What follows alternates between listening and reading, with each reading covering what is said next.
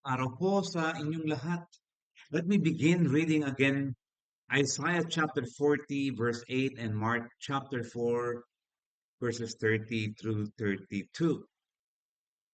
Ang damo ay natutuyo, ang bulaklak ay nalalanta, ngunit ang salita ng ating Diyos ay mamamalagi magkailanman.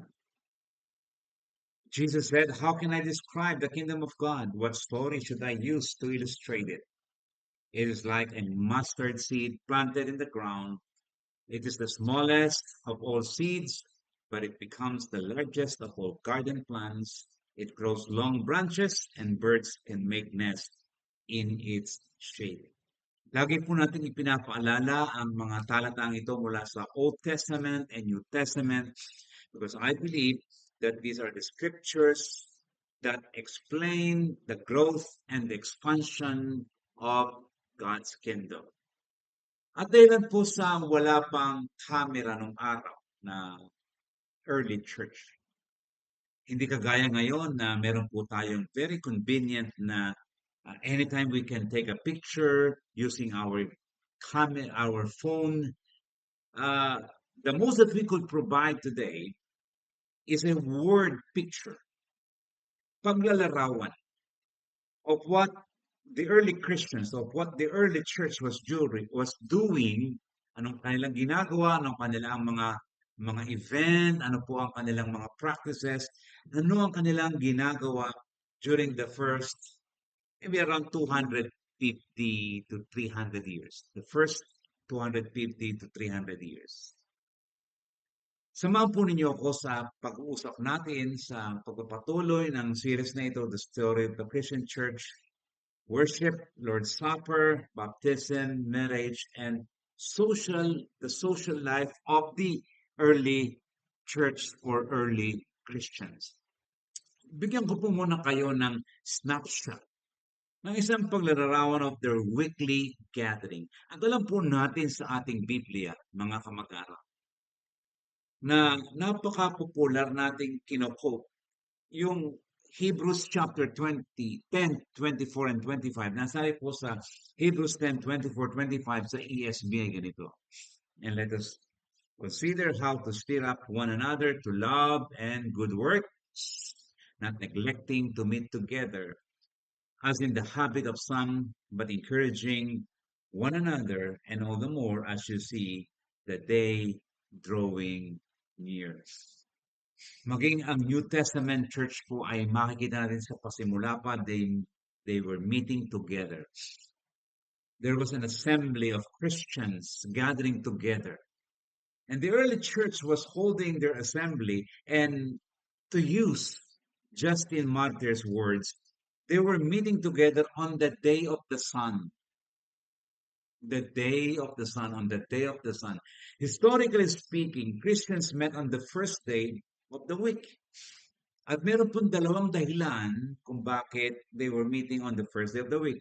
One, it was the day Jesus rose again from the dead. And secondly, it was the first day of the week. It is true that some Jesus's followers are allergic to some words like Sunday as the day of the sun. Medyo na-allergy po yung iba na kapag narinig nila yung salita, ang Sunday ay day of the sun.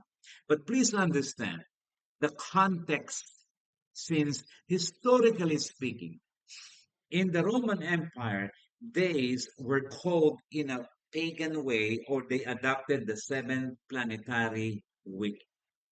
Hindi po natin maihiwalay sa kasaysayan, maging sa kasaysayan ng iglesia. Even in church history, natawagin po natin ang iba't ibang mga araw in a pagan manner, because that is how the Roman Empire, how they were calling days, because they adopted the seven planetary week. But church history also tells us that the Christians were not only meeting on Sunday. Makikita po natin, mga kamag-aral, na some other writings of the early church fathers inform us that they also gathered on other days of the week as well. Even in the book of Acts, makikita po natin that they were meeting together not only on the first day of the week, but other days. We are told that, sabi nga po ng mga historian, pagkatapos ng kanilang mga personal prayer at homes, itong mga mananampalatayang ito, they would meet to hear a Bible exposition in one of the homes. At sila nagkakatipon doon pagkatapos ng kanilang personal prayer sa umaga, just to listen to a Bible exposition in one of the homes of the believers. Nabanggit ko nga po na ginagamit natin yung Sunday at Monday and Tuesday. And so, let us not get too worried about pagan words. Sunday is the day of the sun, Monday is the day of the moon, Tuesday is the day of Mars, god of war, Wednesday the day of Mercury, messenger, God, Thursday is the day of Jupiter, king of gods, Friday is the day of Venus, goddess of love, Saturday is the day of Saturn, god of agriculture. Ito po talaga ang panahon na ganito ang kanilang paggamit. And this is the origin of this days of the week. So they were meeting on the day of the sun, Sunday. We are also informed that the gatherings were also very early. Napakaaga po nilang, if I may use the contemporary word, sumamba o manambangan. Very early, and that means before daylight. Bago pa lamang sumikat ang araw. At meron pong dalawang dahilan kung bakit napakaaga ng kanilang mga pagsamba. As we take a picture, as we take a snapshot, makikita po natin kung bakit maaga. Number one, they wanted to have privacy, particularly during the times the persecution was intense.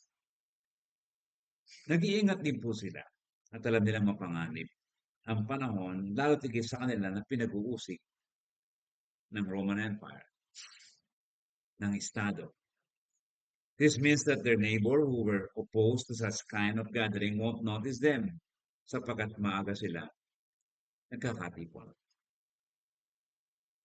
Pangalawa po, most Christians at the time were slaves and they did not have the freedom to come during working hours.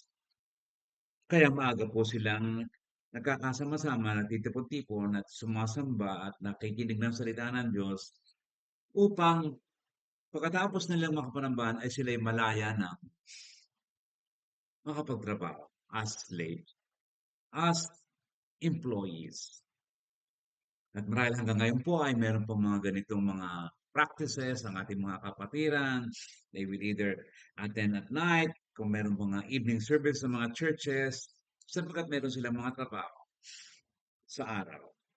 O maaaring may mga churches naman nagsisimulan ng napakaaga upang maagang makauwi ang mga kapatiran at kung may mga papasokang trabaho, sila man ay makapasok pa rin.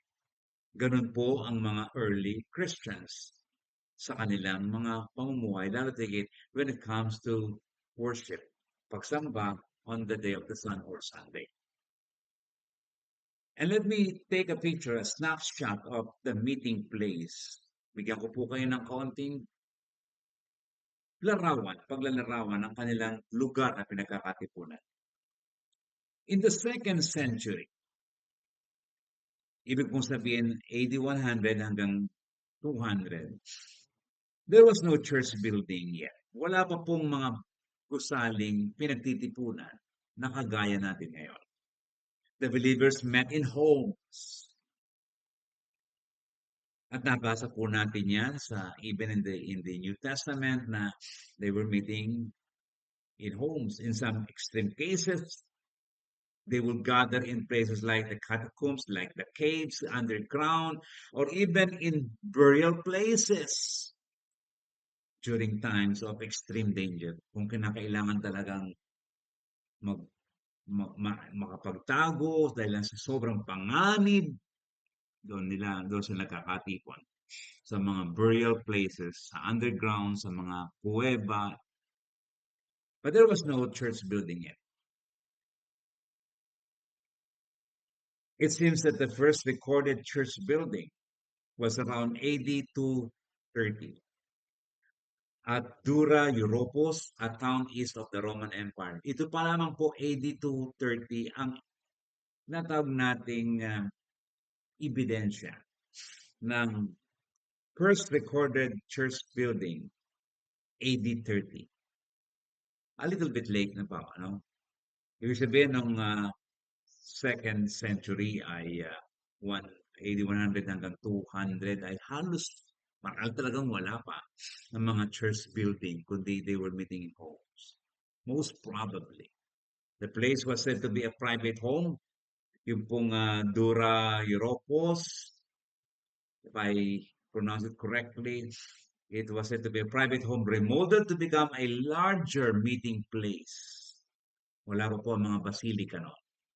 Parating pa lang po yun as the history of the church develops, progresses. Doon po sa nakita na church building noong AD 230, it had paintings on the wall of early Christian beliefs. Yung mga paniniwala nila nakikita sa mga walls because that serves as an education for all the Christians, Christian education.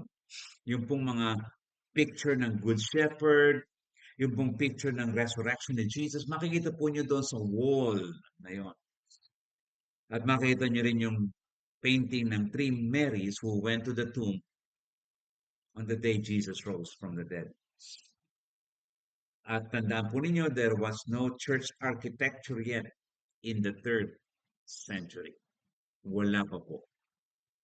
Wala pa pong mga church architecture o mga basilika noong pamula po noong sabihin natin na AD 100, post-apostolic hanggang AD 300, more or less. Let me give you a picture. Bigyan ko naman po kayo ng larawan what they do during worship. Ano naman ang kanilang ginagawa?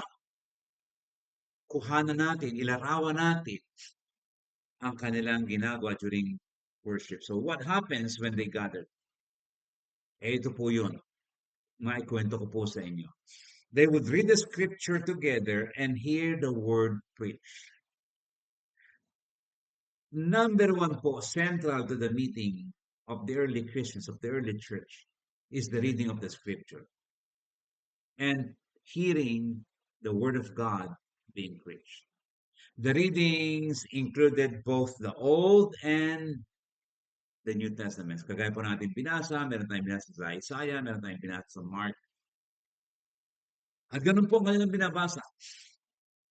Sa kanilang pagtitipon, laging naroon ang pagbasa ng banal na kasulatan, the Old and the New Testament, and they were not reading a verse, they were not reading a verse or two or three, not even a chapter, not even only 2 chapters.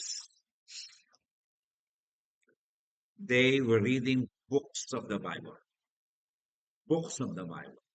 Maaaring isang araw ng tipo-tipo nila, babasahin nila ang, for example, half of the book of Exodus, or maybe the book of Esther, or Nehemiah, or we don't know. It depends. It depends. Pero ganun po sila magbasa. Ganon ka-extensive, ganon katindi ang kanilang pagbabasa. They were reading books of the Bible. And the reason was, Christians did not have access to the Word of God at home like today. Tayo po ngayon, marami na po tayong Biblia. Minsan ang ating mga Biblia, 3, 4. Iba pa po ang ating mga Biblia cellphone. After the reading of an extensive portions of the Bible, pagkatapos basahin ang isang napakahabang section, then an exposition followed. Ganun po kanilang ginagawa sa pananambahan. There were also prayers during the gathering. Siyempre, nananalangin po, kagaya ng New Testament church, and the leader or an elder or someone in charge of the service would pray extemporaneously. Those would be long prayers. But some people might also pray a shorter prayer. Pero hindi po sila lagi tila man di nagmamadali as they gather. What happens? What else happens when they gather? It is also interesting to note, mga kamag-aral, that it became a part of their practice to pray, turning toward the east, toward the city of Jerusalem. Ganun po sila manalangin ang mga early Christian, the early church. Praying, turning toward the east, toward the city of Jerusalem, as a sign of their great anticipation of the Lord's second return. And so that's how they were praying, turning toward the east, city of Jerusalem. Punta naman po natin at ating ilarawan ang kanilang singing. A snapshot of their singing or praise o mga pagpupuri. What about singing in the early church? It seems that during the 2nd century, there was not a lot of things mentioned about singing. Hindi po masyadong napakaraming binanggit ayon po sa mga church historian. This doesn't mean there was no singing at all for all the early church. For the early church, they'd sing using songs. It might be possible that when Christians from the 2nd century, at ito lamang po ay akin lamang palagay, na may posibilidad na kapag ang mga Kristiyano noong 2nd century, yung nabuhay ng AD 100 to 200, ay bumisita sa isang church gathering ngayon, halimbawa lamang, sa 21st century, they would be shocked by the amount of time the 21st century allot on singing, and perhaps, possibly, a great disappointment in how little the 21st century read the Bible during worship, and even how the Bible is explained in the 21st century. Possibly. Hindi ko po tinitiyak. Kasi baligtad po, baligtad po. Ngayon, nakikita natin sa 21st century, parang there were longer time of singing, which we are not saying it's wrong. We're just comparing. Yung pong pagkakaiba or yung we're just trying to contrast yung pagkakaiba ng 2nd century sa 21st century na mga pananambahan, particularly sa pag-awit. But listen to how they consider singing in the early church. Paano nga ba nila tinitingnan ang pag-awit? Justin Martyr testified concerning singing that they considered singing as part of the prayer. Ang pag-awit ay bahagi ng aming pananalangin. This seems to be a good thing for us to know. Napakaganda po nating marinig ito at matutunan na ang pag-awit, lalo higit doon sa mga minsan sa 21st century ay para bang ano ba itong inaawit namin? Bakit parang ganito? Bakit parang ganyan? Why don't we just make the lyrics of the song a part of our prayer to God, a part of our communication to God? Especially the fact that we are singing to the Lord. That singing is a prayer to God. Kapag ako'y umaawit, ito'y parang isang panalangin sa Diyos, pakikipag-usap sa Diyos. That's how Justin Martyr testified concerning the singing of the early Christians or the early church. They considered singing as part of the prayer. A snapshot naman po of their celebration of the Lord's Supper. Tingnan naman natin, ilarawan naman natin ang kanilang pagdiriwang ng banal na hapon. How often did the early Christians partake the Lord's Supper? Many church historians point to the celebration of the Lord's Supper every Sunday. From the start of the New Testament church up to the middle of the 2nd century AD 150, communion service or the Lord's Supper was a part of the entire meal when Christians met together. Ito pong Lord's Supper ay bahagi ng isang malakihang pagsasama-sama na pagkain at pag-fellowship meal ng mga Kristiyano kapag sila nakikita-kita. And at the end of that fellowship meal, they will partake the communion, the Lord's Supper, remembering the death, the burial, and the resurrection of Jesus Christ through the bread and the wine. So noon po, AD hanggang from the New Testament hanggang AD 100, communion service was part of the entire meal, fellowship meal, kapag nagkakasama-sama sila. But by the middle of the 2nd century, matapos po ang AD 150, nagkaroon po ito ng development. The fellowship or common meal of the Christians and the Lord's Supper were separated.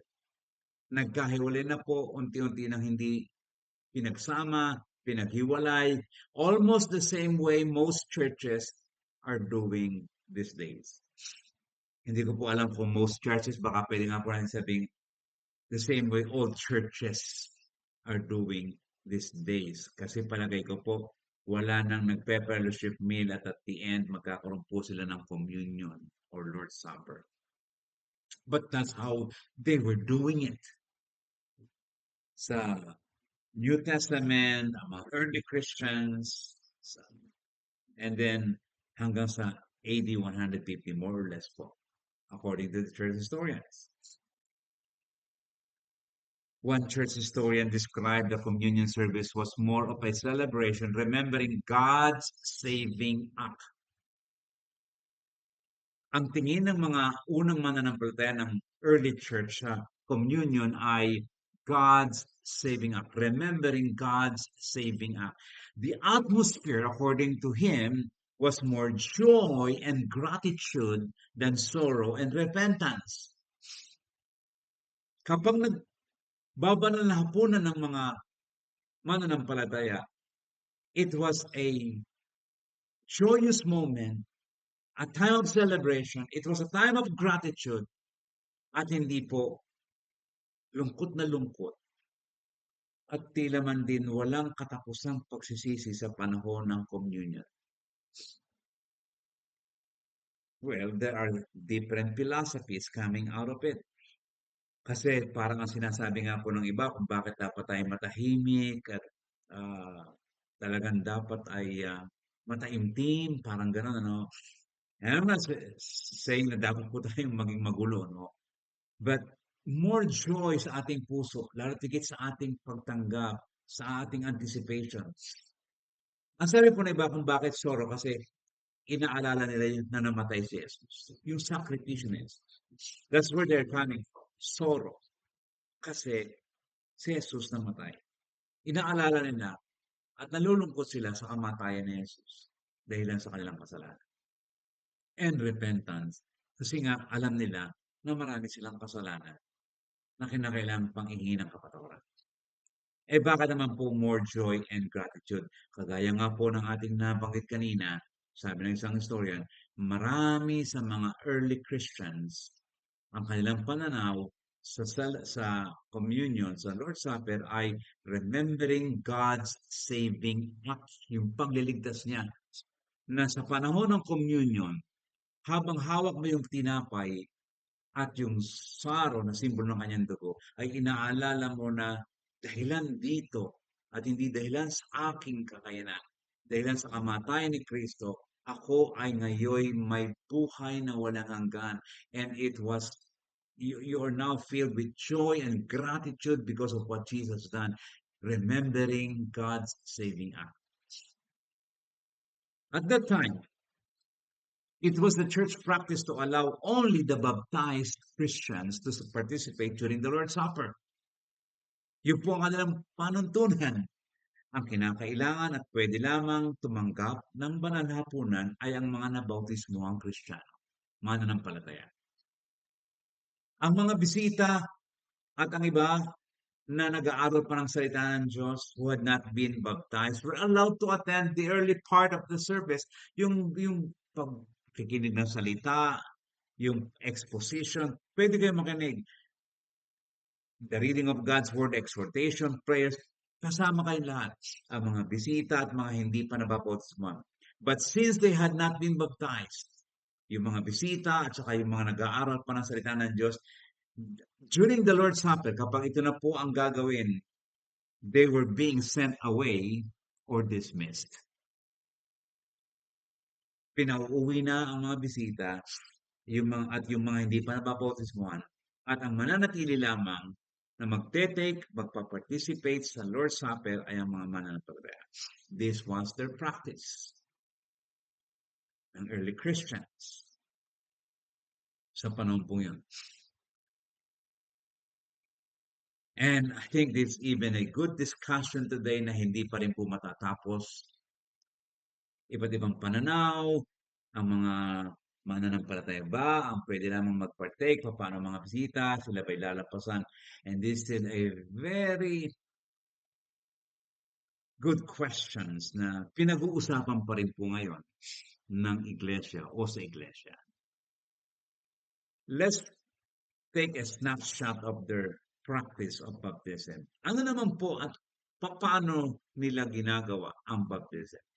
Well, alam po natin mga kamag-aral in the book of Acts, we witness that baptism happens right away. That is how the book of Acts demonstrated, described the baptism of those who believe Jesus Christ as Savior. Ang isa pang halimbawa dito, walang iba kundi si Philip at yung eunuch na matapos makapakinig, sinabi na narito ang tubig, ano makakadlang at ang si Felipe binautismo ng eunuch. Baptism happens right away. But generally speaking, after the death of the apostles, this developed because baptism was often delayed. Hindi na po agad ginagawa ang baptism pagkatapos na mamatay ang mga alagad. It did not happen right away. May pagbabago, may development, may nagbago sa pangyayari. One reason for delaying baptism, mga kamag-aral, was the coming of many Gentiles. Ang dami po mga hintil na naging bahagi ng iglesia ng Panginoon, which is really good. And since there were converts from paganism, and not only from paganism, but meron pong other religions from all sorts of backgrounds. And so the church, perhaps even the church leaders, implemented a time of long preparation for baptism. Sandali lang. Ang dami nating mga Gentiles believers, mga bago man, hindi pa nila alam ang maraming mga bagay. Marami pa silang hindi naunawaan. Let us delay and give time, a time of long preparation for baptism bago sila mabautismuhan para naunawaan nila ang lahat ng mga bagay. And so the church saw the need to prepare people before being baptized. Maihanda muna ang mga tao bago sila mabautismuhan. So those who want to be baptized need to go through a series of studies and instructions that last, alam po ba niyo kung gaano tumatagal ng series of studies and instructions? It lasts for about 3 years. About 3 years. Again, mga kamag-aral, this is a very good discussion even in the churches today na dapat ba munang turuan ang mga taong ito sapagkat ang kanilang background ay ganito, kinakailangan mo lang matutunan nila, or ang isang posisyon ay well nakilala nila sila yung mga kasalanan, na unawaan nila si Jesus tagapagligtas at naunawaan nila na kailangan nilang ng kaligtasan. Kung gusto nila, pwede na mabaptize na sila sapagkat yun ang tama. Dalawang pananaw. Pag-aaralan muna ang isang pananaw, kahit hindi pa masyado nag-aaral ng matagal, Quote this one. Hindi po lamang yan usapin ngayon. Yan po ay napag-usapan din nila, no? Kaya sabi ko nga po, hindi talaga boring ang history. Kasi nakikita natin at nasasalamin natin yung ngayon sa kahapon. At kung ano man yung mga naging suliranin nila, naging usapin nila noon, ay nagiging usapin din yan. Kaya kailangan lang malaman natin kung ano ang nangyari sa kanila at anong ginawa nila. Baka sakali meron tayong masilip na mga aral o matuto tayo sa kanila, sa kanilang mga ginawa. Hindi po lamang sa ginawa nila, kundi lalo tigit, mas mahalaga na makita natin ang sinabi ng salita ng Diyos. Siyempre, hindi naman din maiwalay sa salita ng Diyos ang kasaysayan ng Iglesia. Kasi nakikita natin yung tinatawag na rule of faith kung ano ang ginawa sa umpisa hanggang sa dakong huli. Merong nagpapatuloy, merong naiiba, merong napapago. Kaya sabi ko nga po sa pagtanaw sa baptism, they saw the need to prepare people before being baptized. The church became very careful in accepting people from different backgrounds by giving them a comprehensive teaching before baptizing them. Ang tawag po dyan, this is called catechumens, where people receive instructions before being baptized.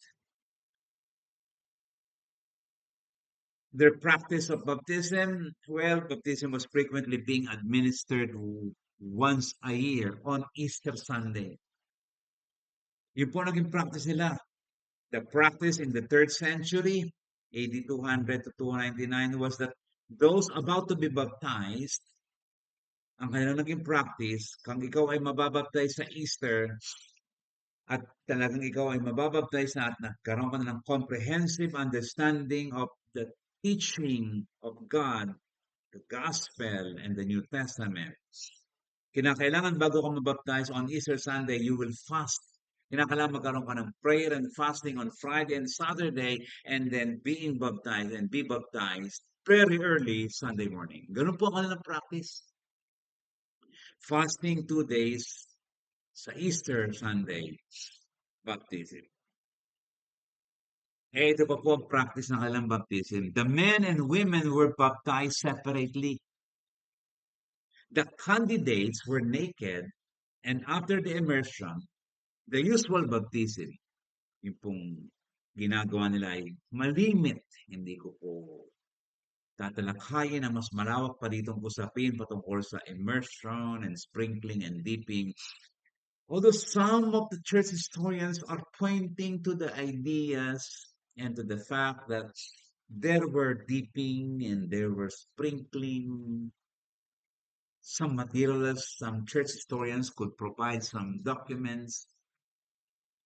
Kaya sinabi ko lang po dito ay the candidates were naked and after the immersion, the usual baptism. At yan ito naman po ay generally acceptable na baptism. Of course, in the New Testament. But even among church historians, hindi nila maitanggi ang immersion as the way to baptize. So after the immersion, the newly baptized was given a white robe as a symbol of new life. Ayun, ito. So, ito na, may bago kang robe at ito'y puti sapagkat may bago kang buhay. And then, hindi lang po yun, hindi natatapos po yun sa white robe. The candidates or the one baptized were also given water to drink. Binibigyan ng tubig, signifying the candidate was thoroughly cleansed both outside kasi nabaptized and inside kasi uminom ng tubig. Interesting, hindi ho ba? Plus, hindi lang ho yun. Pagkatapos na malagyan ng white robe, makainom ng tubig, they were given milk and honey as a sign of the promised land they now entering. mga simboliko, ano po, marami silang mga simboliko. And lastly, they were anointed with oil, pinapahiran ng langis, as a sign of being a part of the royal priesthood of all believers. Priesthood of all believers.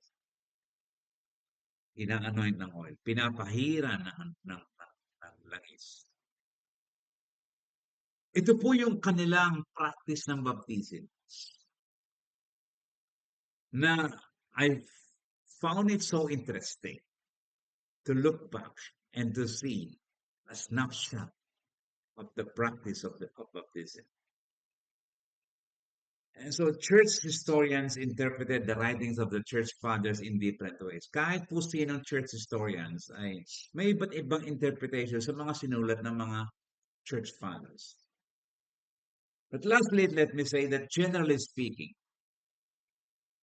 concerning baptism, church historians hardly agree whether the early church baptized infants.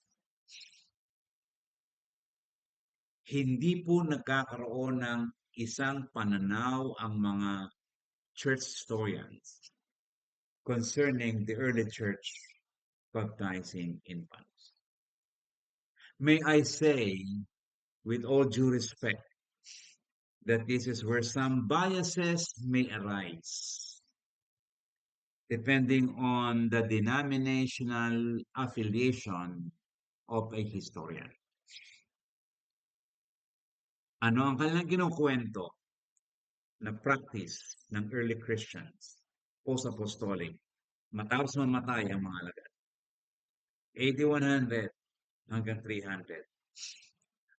May nakikita po ba silang materyales ng infant baptism?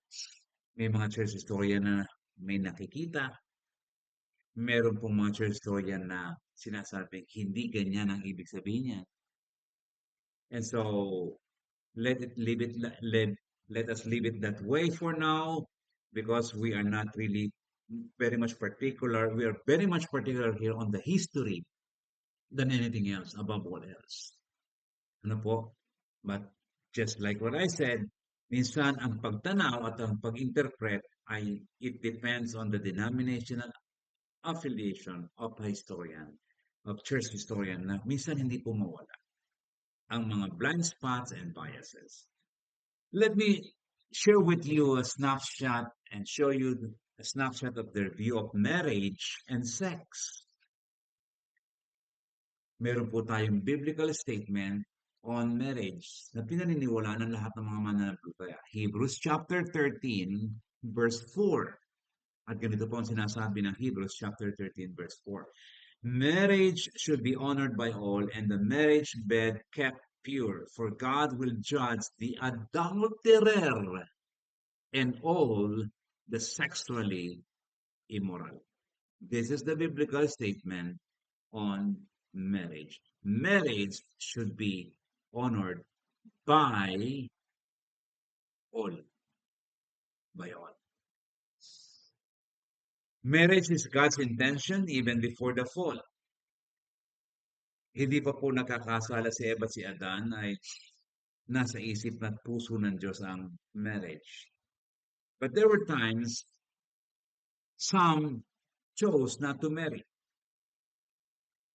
Even some of the apostles were not married. There were even instances where Paul would advise people not to marry. And some of the possible reasons for Paul's advice to avoid marriage in their context or situation. Number one, because of the unsettled times. Secondly, because of the possibility for martyrdom. And thirdly, because of the crisis that the Christian communities faced time and time again.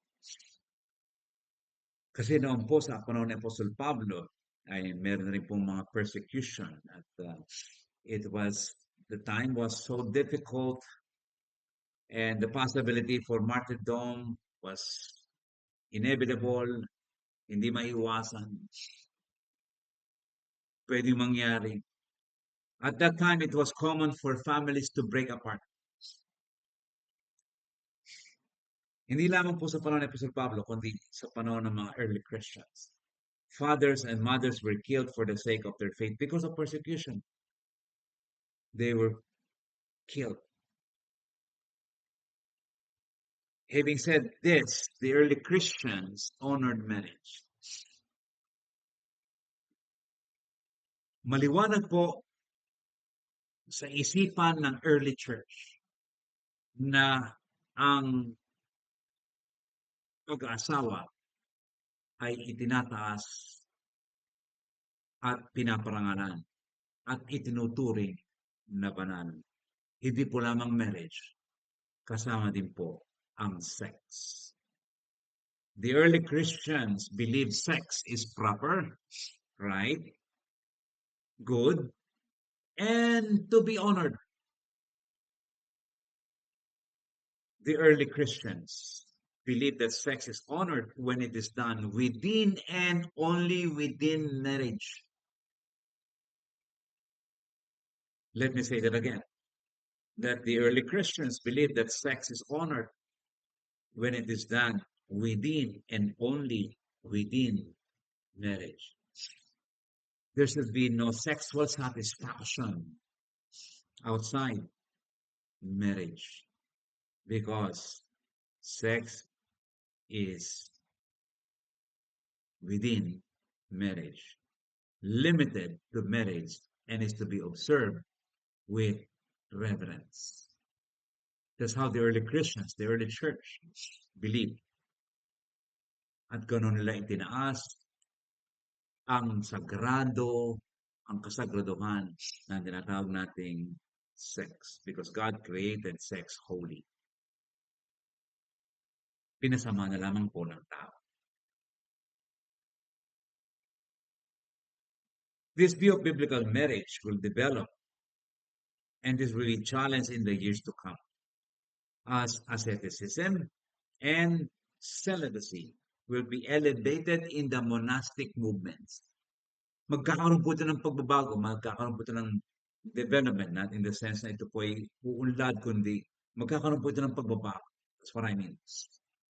Because asceticism will be introduced, celibacy will be introduced, and so the view of biblical marriage will be challenged. Hahamunin po ito in the years to come.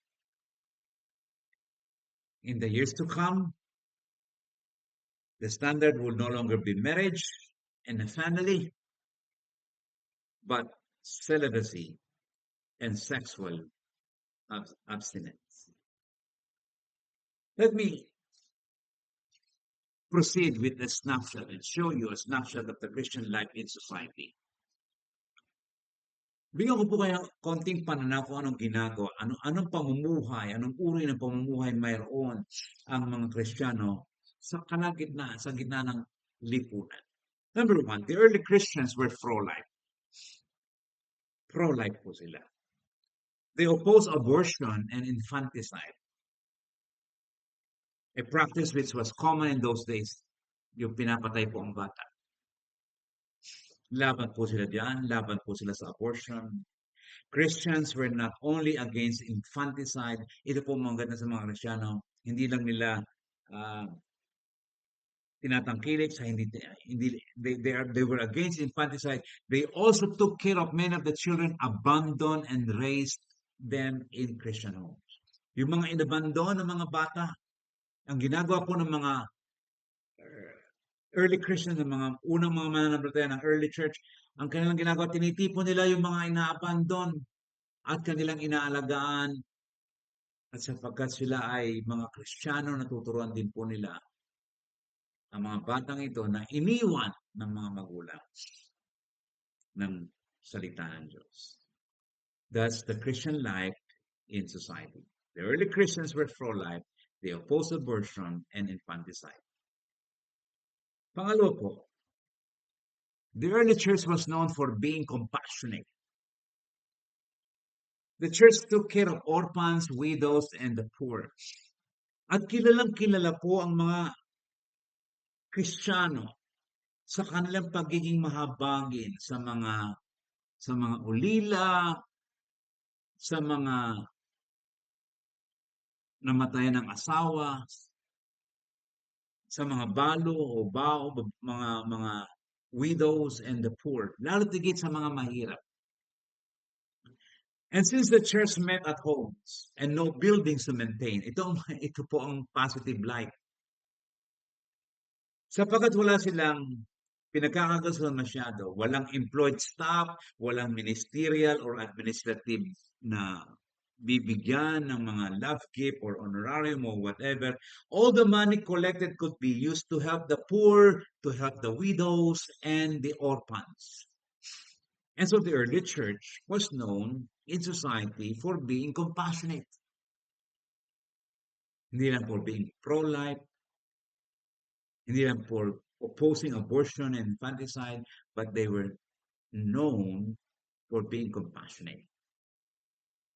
Another thing, the early Christians were also known not only for the radical generosity sa widows, sa orphans, at sa mga poor, sa mga mahirap, but also they were known for their radical decency. Ang mga unang Kristiyano po, they refrained from public activities and public festivals to maintain purity and decency. Hindi po sila masyadong sumasali sa kung ano-anong mga bagay sapagkat ayaw nilang sila ay mahawahan ng kung ano-anong mga bagay na makasisira ng kanilang testimonya at makasisira ng kanilang pagpapanatao ng pagiging mananampalataya nila. Radical decency, radical purity. Binigyan po nila ng day. Mga mag-aaral, after the snapshots, kuha dito, kuha doon, picture dito, picture doon. Let me show you a big picture of the early church. A big picture of the early church. Kind of a summary. Some takeaways. Ilang mga bagay na dapat nating isipin at pagbulay-bulayan at alamin sa ating pag-uusap sa araw na ito. Ito po ang big picture na ating babaunin sa ating pag-aaral na ito. Number one, the early Christians were gathering on Sunday and also on some other day. Number two, the early Christians were meeting at homes. Though there were so many dangers, they still gathered together. The early Christians considered singing, though there were not many, as a form of prayer. Also, they celebrated the Lord's Supper every Sunday. In the middle of the 2nd century, the fellowship meal and the Lord's Supper were done separately. Panglima po, they practiced baptism by immersion, although church historians had different views regarding the mode of baptism after all the apostles died. Nagkaroon po ng iba't ibang pagtingin ang mga church historians sa ginawa at practices ng mga Kristiyano sa baptism. At syempre, nagkaroon din po ng iba't ibang theologizing sa bagay na ito. And finally, they honored marriage. They were pro-life and known for their radical compassion and purity, though admittedly, many fell into sin as well. Mga mag-aaral, isang malawak na pag-aaral ang ating ginawa po sa araw na ito. Pagtingin sa ginagawa ng mga unang Kristiyano ng early church, around 100 hanggang 300, nagkaroon po tayo ng konting pananaw ng kanilang mga practices, iba't ibang practices, ng kanilang pinapahalagahan, ng kanilang ginagawa. At ako po'y naniniwala na makakatulong ito as a jumping board upang maunawa natin ang kasalukuyan, ang mga kasalukuyang problema na hindi pala minsan problema ngayon, kundi naging problema din pala ng mga unang Kristiyano. At kung paano nila ito hinarap at ano kanilang ginawa. Of course, in the end, our final authority, the basis, ang tanging basihan ng ating pananampalataya ay ang salita ng Diyos. Sapagkat ito ang ating pinaka final and ultimate authority. Let me read chapter 12 as my encouragement to you. Hebrews chapter 12. Ngayong nakita natin ang mga unang Kristiyano, let me challenge you with Hebrews chapter 12. Therefore, since we are surrounded by so great cloud of witnesses, let us also lay aside every weight and sin which clings so closely, and let us run with endurance the race that is set before us, looking to Jesus, the founder and perfecter of our faith, who for the joy that was set before him endured the cross, despising the shame, and is seated at the right hand of the throne of God. Nakita natin ang early church, nakita natin ang kanilang mga ginagawa, kanilang commitment, even when times were, even during dangerous times na sila persecute at pinapatay. And so, ang challenge sa atin ngayon na ito, let us run with endurance the race that is set before us. Let us run with endurance. Mga mag-aral, maraming salamat. That's the challenge today. Masa po ako na patuloy tayong natututo at nakahamon upang magpatuloy. Nagpapasalamat po tayo sa lahat ng mga nakikipagkaisa sa pag-aaral na ito ng salita ng Diyos. Thank you for sharing the videos. Salamat po sa lahat ng mga patuloy na nakikipag-aralan ng salita ng Diyos at tumasa po ako na maibabahagi natin ito sa iba at makapagbibigay tayo ng encouragement sa iba na nangangailangan ng ganitong mga bagay at ganitong kaalaman. Ating pong binibigay sa Diyos ang papuri. Ito po ang inyong lingkod, Jonathan Orliasa, hanggang sa muli.